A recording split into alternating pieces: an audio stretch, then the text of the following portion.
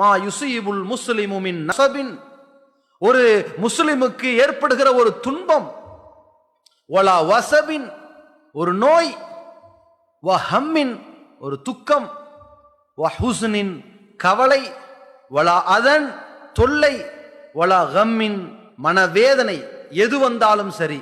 எந்த அளவிற்கு?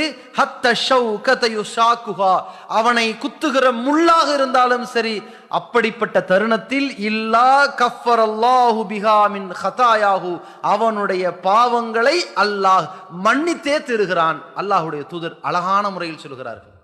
எது வந்தாலும் சரிங்க, காலில் குத்துற முள்ளா இருந்தாலும் சரிங்க, துன்பம் கவலை எல்லாத்தையும் உள்ளடக்கி பேசிட்டாங்க.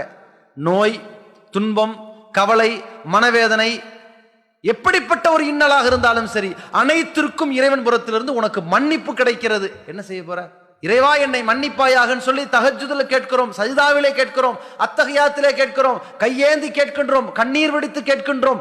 செய்த பாவங்களுக்காக நமக்கு கிடைக்க வேண்டிய மன்னிப்பை நாம் சந்திக்கின்ற இன்னல்கள் துன்பங்களின் போது சகித்து கொண்டமையால் நமக்கு கிடைக்கிறது என்றால் நாமே சகித்துக் கொள்ளக்கூடாது?